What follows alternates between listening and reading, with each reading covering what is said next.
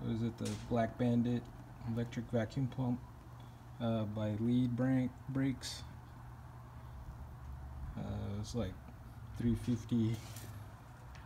Ordered on Amazon, Summit Racing, pretty much anywhere. But it's a centrifugal pump inside of a canister. It's a little bit bigger than the can here. Let's see. So this is what I tried using at first. It helped, but it wasn't quite enough to help with the vacuum. Once I added this deal, it fixed the issues with the big cam on it. What it is a lead. You mount it. They give you a bunch of different brackets, bolts that you could use on your bracket. I use the self tappers. They give you these little isolators to take it off of the metal, so you could put the bracket down, then the isolator washer, and then you self tap it through. I just put it right here on the auxiliary battery where that should be. With the canister I have mounted to the wall, sidewall here, so this thing feeds the canister and then it runs through the back, and then it connects where your brake booster vacuum line would connect. Other than that, that's all you have to do. Then you plug in your plug there, then you got your ground line, so it just kind of feeds through the backside.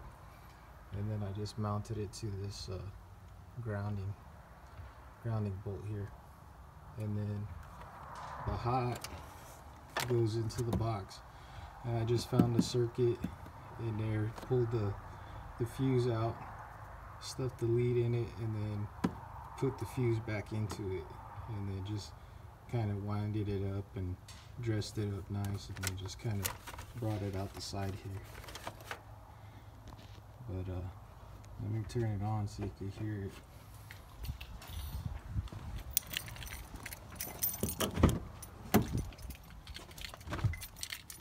Not very loud.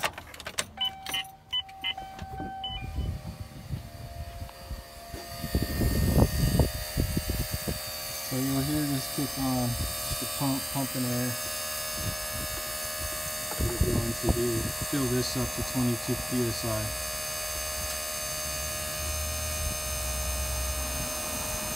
When you connect your power to it, you want to make sure that it goes to something that's connected to your ignition switch, so when you turn it off, this doesn't stay running. Because if you ground it right here, there's a bolt where you could get power, like constant power, and if you do that, even when your car is off, and if for some reason you got a slow leak, it'll keep running and running and running and running. So once you take your key out, it'll turn off on its own. It won't kick on until you put your key in. Once it pumps up, that's it. When you're running, when the engine's on, you're not going to hear this. At lights, you won't hear it. It's pretty quiet. You don't even notice it. Only when the car's off and you turn the key on, then you'll hear it kind of pump up. But other than that, that's it, man. It fixed my brake issues. And this, like, I bought, might as well have used it, so that's kind of why I ran it in here. At first I test drove it with this going straight to the vacuum line, and it worked fine. So this is just a little extra something to it, but it's well worth the money. So for another $400, you're able to get your brakes to work. At least now I could get my inspection done. So if you pump it, you'll hear it. And when you start it,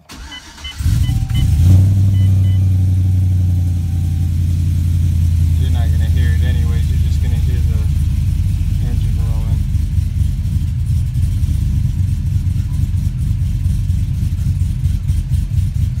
I ended up putting some ported heads threads on it, so I might need to get another tune, but I'll do that once I get the these. So this vacuum gauge is straight off the engine. I want to say off the manifold. It's not going to show it where the actual booster is at, but when it was connected, I was able to see where I was at